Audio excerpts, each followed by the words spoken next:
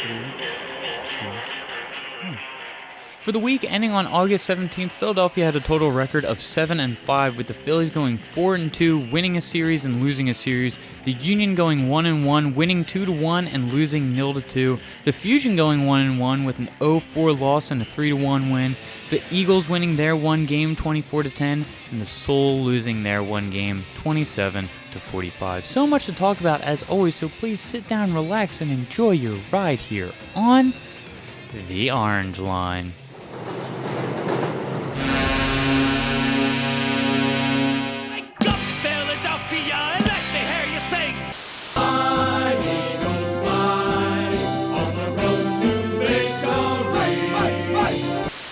He had high hopes. He had high hopes. Clap your hands, everybody, for Philadelphia 76. Oh, welcome back, ladies and gentlemen, to the Orange Line. I am your host, as always, Dr. PhD, here to talk to you about all of the most important news and moments from the AFL, MLB, MLS, NBA, NHL, NFL, NLL, and OWL, all as it pertains to the city of brotherly love. How do we do that? Well, we start off where we left last week, then work our way up from the least amount of news to the most amount of news. And where do we leave off? Well, that would be with none other than the Philadelphia Union. We had a pretty bad Sunday, a pretty bad start of the week, but the Union were able to give us a little bit of good on the Sunday. The Beast, I should say, stays on top of the East with some late-game heroics by one Jack Elliott, who came up with a very clutch goal to give a win to the Union. Very nice to see. And it was a packed house. It was a rocking house. There were a lot of videos that I saw of fans chanting, fans getting really into it, feeding some energy into the game, which is something that I absolutely love to see. Because that energy, like I said, it goes into the game. The players can feel it. It jacks them up.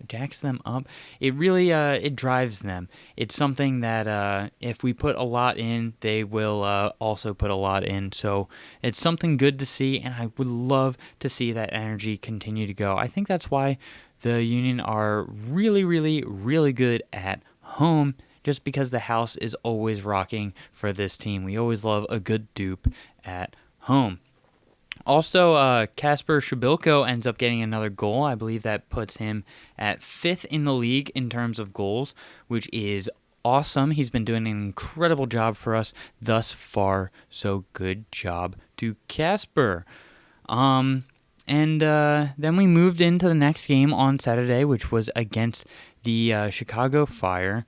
And I said last week that I think this should be a pretty good game, considering the fact that the last time we played them, we kind of had a really nice clean win over them. We were at home, and I just wanted more of the same going into this week. Unfortunately, the struggles for when we are away continue. That packed house feeling does not come with us, and we're not able to perform at the same kind of level. We're still a pretty good team, just, I don't know, when we're home, we're a whole different beast in the East. But this game, we saw a lot of shots, a lot taken. I believe 15 in the entire game, and only 3 were on net. The strikers just couldn't find their target. They couldn't find the net, and I guess they couldn't get a good handle on the ball. I saw a lot of weak headers gone to the net. I saw a lot of shots that were taken that just ended up going wide. Couldn't really find their marks, unfortunately. Very upsetting. Very frustrating for this team. Not what we want to see. And late game, it ended up being frustrating for me because it seemed like there was just a lot of passing. A lot of people not really wanting to commit to taking a shot. A lot of non-committal offense. It seemed a little bit like mid-season Philadelphia Flyers, where it's like, well, no, we're on a power play, but like, I don't want the puck, you can have the puck. I don't want the ball, you can have the ball. You take the shot. No, you take the shot. It's frustrating. Just someone take the shot. it wasn't one thing that I wanted to see, and I didn't expect it from this team. I thought we were a little bit better than that, but it's all right. We are still on top of the East, but the most frustrating thing I can say about this game is that we ended up going into the second half up a man. 45 minutes in, so going into the half, 3 minutes of stoppage time. One of the guys on Chicago ended up taking a red card, a straight red card for a risky tackle on one Montero, and we just weren't able to capitalize on that. We were down 2-0 at that point after a pretty obvious foul that took place in our own box against Sapong, a former Union player, which caused them to get a penalty kick, go up 2-0, and that kind of seemed to break our back a little bit. Not good stuff from the Union. But let's talk about the Wings instead. They have not really had too much to talk about going throughout this off season, and that continues this week. Not a lot of actual Wings news for the team in themselves, but we can talk about the World Indoor Lacrosse Championship. I had talked about in the past few weeks about how these teams are coming together. We have 5 players from the Philadelphia Wings that are going to be playing for the U.S. team, and recently the schedules and the groups for the start of this tournament have been released. So I figured why not talk about some of these matches. It's at least something fun to look forward to. So the U.S.'s first matches in the group stages are going to be as follows. September 19th, we're going to face off against Canada in the first match, followed by Israel the next day on the 20th. On the 21st, we're going to be playing the Iroquois Nationals, and ending the group stage, we are going to be playing England.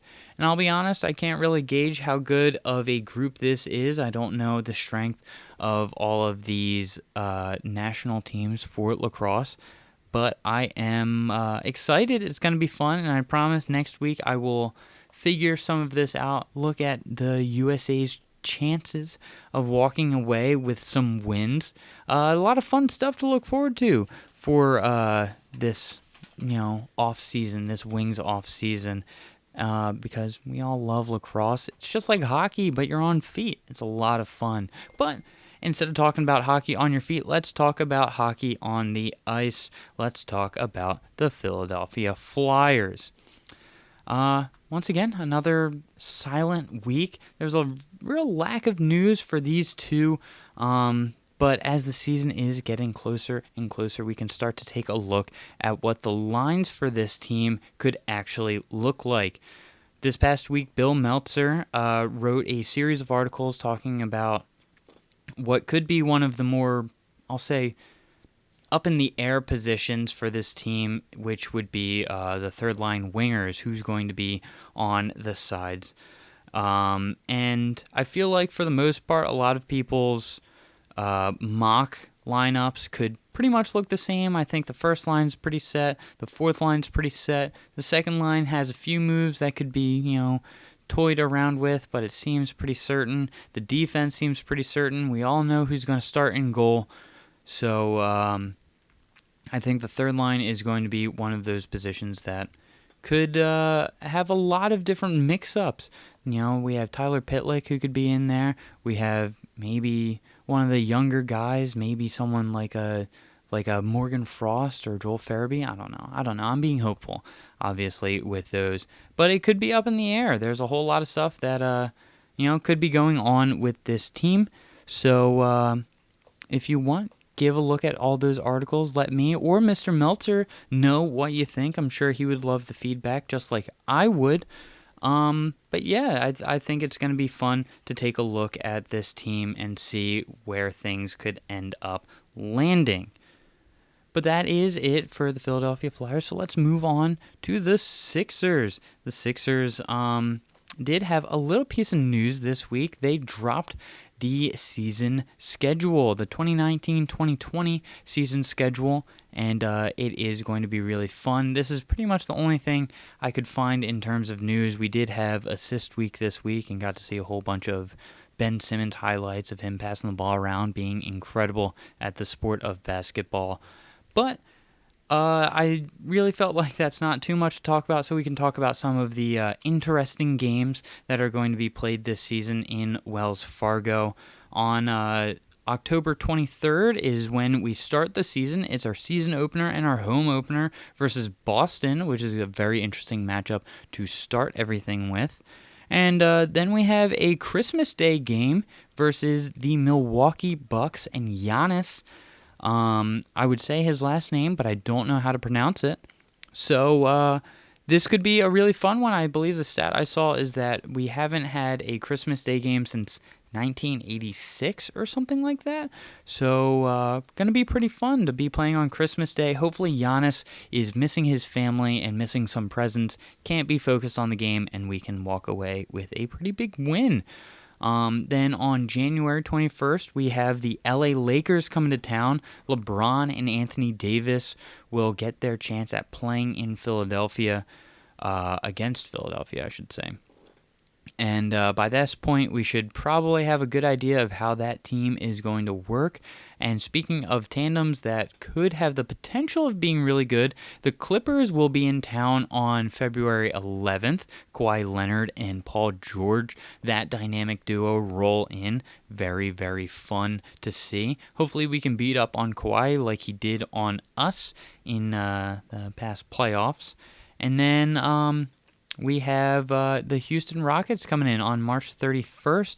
It's going to be James Harden and Russell Westbrook, another one of those incredible duos that people are talking about in this league right now. Once again, we should know how that is working out, but it should be pretty good for them. I have some high expectations for those two, but I have high expectations for our own dynamic duo of Joel Embiid and Ben Simmons. And I want to save this game for last. It's one that's very, very intriguing to me, I'll say, which is the return of my boy, JJ Redick, and the New Orleans Pelicans. That is going to be on December 13th. I say that just because I like JJ. I hope he does well, just not as well as the Sixers. But yeah, some key dates to look forward to. If there's any that I missed, please feel free to let me know, because this should be a really, really fun and interesting season for the Sixers. Another team that should have an interesting season is the Philadelphia Eagles. They are getting ready, they are being prepared, and they are making some signings.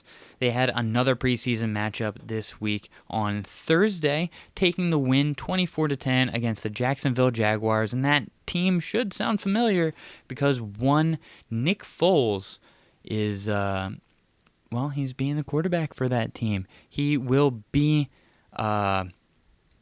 a starting quarterback, I believe, which is really cool. I always thought he should have been a starting quarterback anyway, but good for him for getting the position there. And I gotta say, the dude is such a homie. I saw a whole lot of tweets and videos of him having a conversation with, I believe, Carson Wentz and Zach Ertz before the game, and, they're just like, oh, cool, how's it going? You're a cool guy. We really love you, Nick. How's it hanging? Blah, blah, blah.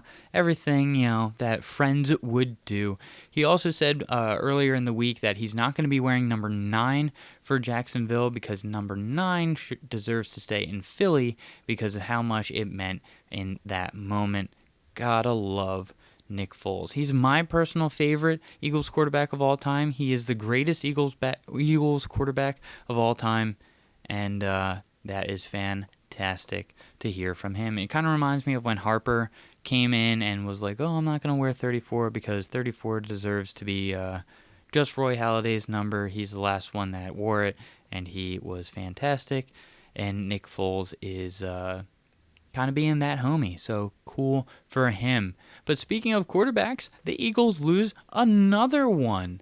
Cody Kessler ends up going down pretty early into the game with a concussion on a blindside hit, so he is following that protocol right now. Hopefully it's not too bad. Hopefully he is okay, and hopefully he can return as soon as possible.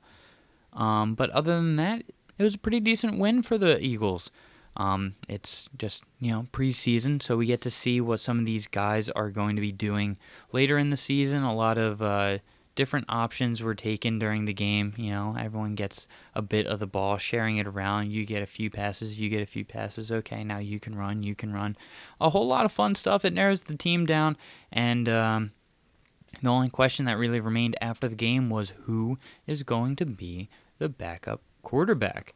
And thankfully, that question was answered pretty early on Saturday. The 17th, the Eagles signed quarterback Josh McCown. It will be his 17th season in the league, which is pretty incredible. But it is a pretty good signing considering the fact that he's a pretty competent quarterback. He hasn't had the best run of things in the past few years, but he's getting older. But he does know the game of football. He is a fairly, like I said, competent quarterback in that role, especially as a backup. So if we need him in a pinch, hopefully he can get the job done. And as a whole, it seems like fans are pretty pleased with this signing. I mean, Twitter's always confusing. You can never really make heads or tails of how they actually feel about things because some things just come off as sarcastic, some things just come off as excitement. I have no idea what's going on, but I am hopeful that this signing can be good news for the Eagles. But to wrap up the football news, we can talk about the Philadelphia Soul. They had a big game this Sunday. It is Championship Sunday, or was Championship Sunday. Arena Bowl 32 went down, and the one thing I want to say is thank you, Philadelphia Soul, for the ride. It was a really fun time. Got to see a few games. Got to cheer these guys on. The heart and soul of Philadelphia was on full display, but unfortunately, I also have to say congratulations to the Albany Empire for winning yet another Arena Bowl. Good for you guys. You were very, very good. Obviously better than us, but yeah, good job for getting there, Philadelphia Soul. And it started off pretty good. We had 2 quick touchdowns to start the game, but we ended up going down after 21 unanswered points in the second quarter. It kind of broke our back really early. Darius Prince, the fresh Prince of Soul, continued his touchdown streak, which was really fun. Hopefully he can do that going into next season as well, but it just was not enough. One thing to note, too, is rookie B.J. Bunn had a pretty good game. He had 10 receptions, 129 yards, a touchdown of his own. So very, very nice stuff from him. But as a whole, the Empire continued to reign. They continued their empire, and they were just really, really good all season long, even in championship matters. The offense felt a little shaky, maybe a little nervous. Maybe the crowd got to them. And the defense could only do so much, so those were the 2 takeaways I had from this game. The offense gave a few balls away when, they really shouldn't have. Some fumbles, some interceptions, not a good time. And like I said, the defense could only do so much. James Ruman started the game off with a forced fumble in the first quarter, which led to getting a quick start for the Soul. Unfortunately, they just could not put it away. So thank you once again to the Philadelphia Soul. Moving on, though, to the Philadelphia Fusion, they had an up and down week, or I should say a down and up week, considering how their record went. It all started off on Sunday against the Vancouver Titans, and I said going into this week that we were feeling pretty good coming off of a win, and that this week would be really important to prove our spot in the playoffs, that we deserve to be in the playoffs, and just guarantee that we're going to be in the playoffs. Going into the week, we were not certain, but we ran into a bit of a roadblock in the Vancouver Titans. They're insane at Overwatch. They're really, really good. Beat us 0-4, just like you would imagine. Not too much cutting edge stuff to talk about here. I was hoping that this new meta would end up giving us an edge. We have a whole bunch of really good duos for each role, and even though Vancouver was really good at the GOATS meta going into Stage 4, and I should say halfway through Stage 3, but unfortunately they were really good at this meta as well. It made me nervous for the playoffs. We weren't guaranteed to be in there. I was scared that we, weren't going to be playing our best, but thankfully we came into this week And we already knew that we were going to be in the playoffs. Due to all of the other teams that had played before us, we were guaranteed our spot, and this game was kind of for funsies. But we still deserved to get a win because it proves, our spot. We should be here. And we were playing against a team that is kind of parallel to us. We are right next to each other in terms of record and in terms of skill, I would say. But we were playing the Seoul Dynasty, and we got a big win, a 3-1 win, despite losing Map 2. And the only thing I can say about that is my suspicions seem to continue to be right about the fact that we cannot set the pace. We are not good at that. If we could attack second every single time, that would be fantastic. It just doesn't seem like that is the case. But a pretty clean win overall. 3-1, like I said, winning map 1 2-1, winning map 3 3-2, and winning map 4 2-1. Again, Havana seems to be just a really, really good map for us. EQ, oh man, he is absolutely being the MVP of this stage. His May is fantastic, has great wall placements, and he's able to stop some pushes, completely invalidate some ultimates, shutting down a lot of Baptiste's amplification matrix, and just a whole lot of really good intangible kind of plays from him. A lot of big brain plays coming out of EQO, and it allowed the team to be really creative with how they were approaching some situations, moving on to points, and being able to put a barrier down from Arisa on one side of the map and putting a wall down on the other side to force some choke points, some different moves from the other team, and the creative play was just something that I really like to see. I hope it continues going into the playoffs, and they can work on plays as they have the next week off. They are all done for the regular season, and now we just have to practice, and make sure that our push in the playoffs is really, really good. We got to get to grand finals. If you haven't bought your tickets, make sure you get them. It's going to be in Philadelphia. It's going to be a fun time. But we have one more team to talk about, and that is the Philadelphia Phillies. They had a pretty weird start to the week, I'll say. We were finishing up a series against the San Francisco Giants. Ended up going down in this game 6-9, but the Phillies did manage to get 10 hits, 11 walks, and 6 runs, like I had already said. But they were only 4 for 14 with runners in scoring position, 7 for 23 in the series as a whole, and I believe I said something on Facebook a little while ago that was along the lines of 16 for 62 with runners in scoring position in the entire week.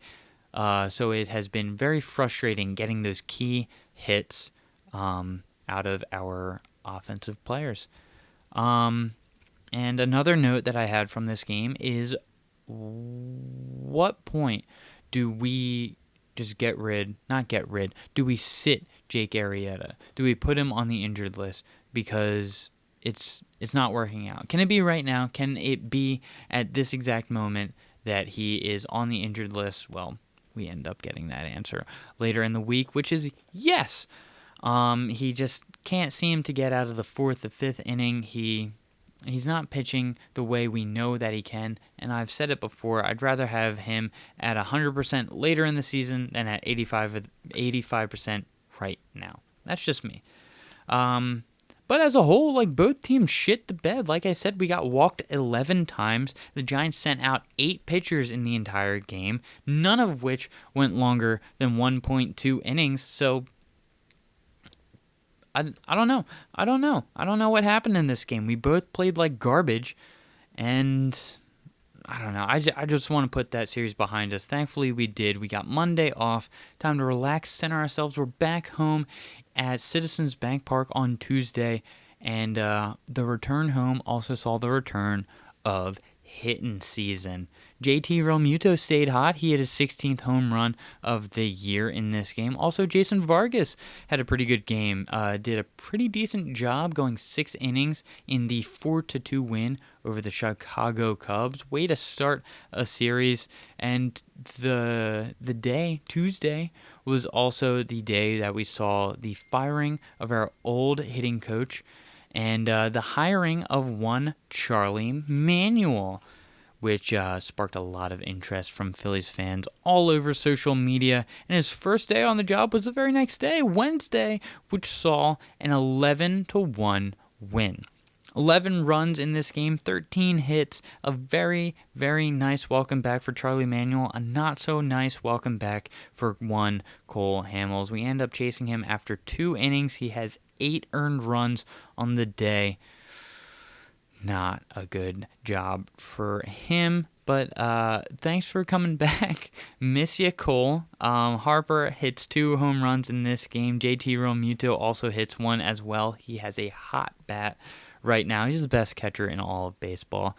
I also got to say, I love Aaron Nola. He goes 7 innings in this game, has 3 hits, only 1 earned run, 7 strikeouts on the day, moves to 11-3 on the season. The dude is really good at pitching, and he ends up winning the battle against Cole Hamels, so that's pretty fun. That's pretty cool. Put that in your hat, and tell everyone, I beat Cole Hamels. That's pretty fun.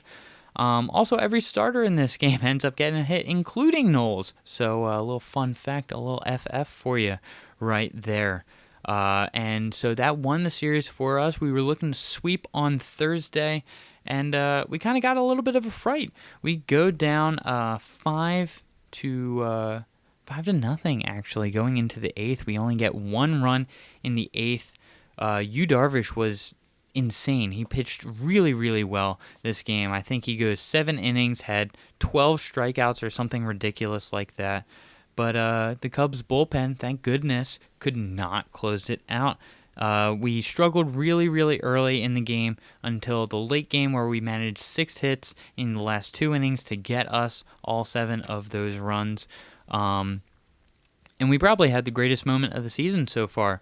Like I said, we ended up coming back, got the walk-off, 6 runs in the 9th inning, and Harper hits a grand slam. I think the ball went about 13,000 miles into the air, landed in the second deck, and he had the best reaction to it. John Kruk had an incredible reaction to it. If you haven't seen the video, you should probably go check it out.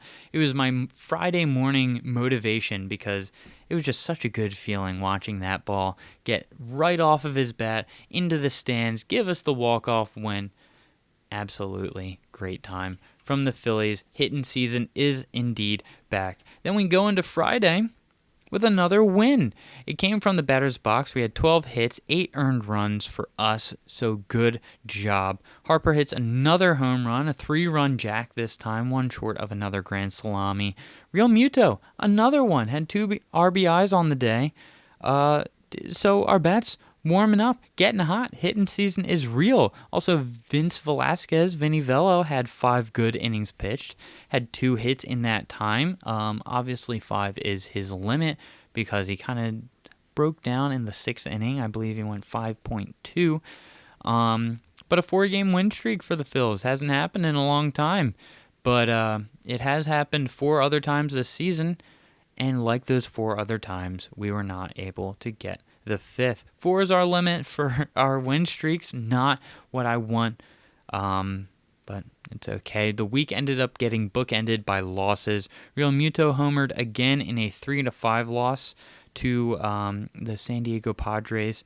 I don't know, we can't really string together wins this much, but as long as we're winning a lot more than we're losing, hey, I'm okay with it. Also, Realmuto, 2 home runs away from getting a career high in home runs for a season. That's really fun. Back to the pitching problems in this one. Eflin only goes 3 2/3. I don't know. It seems like we have 2.5 good pitchers, and everyone else is just not great. It's not enough. It's not what's going to make us one of those teams that's, playoff dangerous, get through the wild card, get through the divisional series, and then the Champions Series. I don't know. We just don't really seem like that team, but it all depends on how we do going into the later part of the season. So why don't we talk about that? The team schedule is coming up ahead is going to go as follows. The Phillies start this week off with a series ender against the San Diego Padres, see who's going to win this series. Then we have a little 2-game series starting on Tuesday to Wednesday, the 20th to the 21st at Boston. And then Friday to Saturday, we also have an away series at Miami, playing the Marlins. So that's going to be the Phillies week. The Union have one game this week. It's going to be against DC United. That's going to be happening on Saturday. And the Eagles have their third preseason game of the preseason, which is going to be against Baltimore back in Philadelphia. So that is something to look forward to. And other things that you can look forward to, as always, are the Docter PhD picks of the week. I always pick 3 things, 2 of which are going to be Philadelphia sports related, and the third one is going to be a little rando. You never know what it's going to be, but it's something that's going to be real fun. So, what are they this week? Number 1 is going to be the Eagles. They have a bit of a QB problem. So, who the heck is going to finish out the preseason? Who the heck is going to be the backup quarterback going into the regular season? We have so many questions about this position, and we have so many questions about the future of this team. Hopefully, they can all be answered before the regular season starts, and then hopefully Carson Wentz can continue to just be Carson Wentz and then be healthy. That'd be great too. But we have to see who's going to be the starter this week. Is it going to be Josh? Is it going to be some rando? We don't know, but we have to find out. The second one this week is also going to be the DC United game, where they're going to come in to Philadelphia. The last time we played them, we beat them in a very, very big, important game in Washington, D.C., and they're going to be wanting to get revenge in our house, but we can't let them. We are the beast in the East, and we are one of the best teams in the league. Plus, we're kind of good at home. We're really good at home. Did you hear that house that was rocking last week on Sunday? Yeah, this is going to be a tough one for DCU, but hopefully, not even hopefully, I'm going to say we're going to walk away with a win on this one as well. And the third pick this week, I couldn't really think of much, so what I want to do is give a special shout out to my niece who's turning 2 this week. Love you, kid. Hope you have a really, really fun and excitement-filled birthday this week. It's also my dad's birthday today. Shout out to Dad. Gonna be a real fun one coming up ahead. So all of that is stuff you can look forward to. If you would like, please feel free to follow me on social media. It's going to be at Docter PhD, DocterPhD. You can also follow the podcast. It's going to be at Orange Line Pod, spelled exactly the way you think. And on Facebook, you can find us under the Orange Line Podcast. I've been doing daily posts, calling it the Daily John, where it's not so much of a recap. It's not so much of a preview.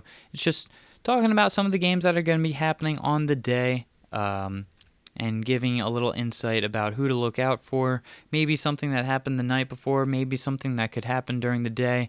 But just giving a little bit of detail surrounding the game as it is about to happen, I'll say. But you can find that on Facebook at the Orange Line Podcast. If you're listening to this on Apple Podcasts, Google Play, any other podcast streaming platform, you can also watch it on YouTube. It's going to be on my channel, Docter PhD. Post it every Sunday, just like I do with the podcast.